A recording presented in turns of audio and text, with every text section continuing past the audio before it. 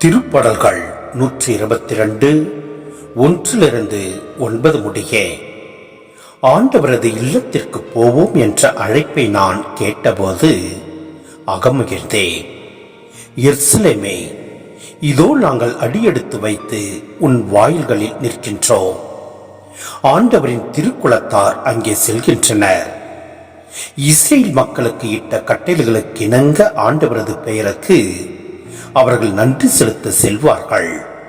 அங்கே நீதி வழங்க அரியணைகள் இருக்கின்றன. அவை தாவீது வீட்டாரின் அரியணைகள். எருசலேமில் சமாதானம் நிலைத்திருக்கும்படி வேண்டிக் கொள்ளுங்கள்.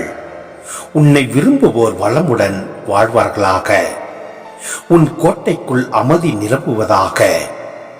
உன் மாளிகைகளில் நல்வாழ்வு இருப்பதாக. உன்னுள் சமாதானம் நிலவுவதாக என்று நான் என் சகோதரர் சார்பிலும் என் நண்பர் சார்பிலும் உன்னை வாழ்த்துகின்றேன். நம் கடவுளாகிய ஆண்டவரின் இல்லம் இங்கே இருப்பதால் உன்னில் நலம் பெருகும்படி நான் மன்றாடுவேன்.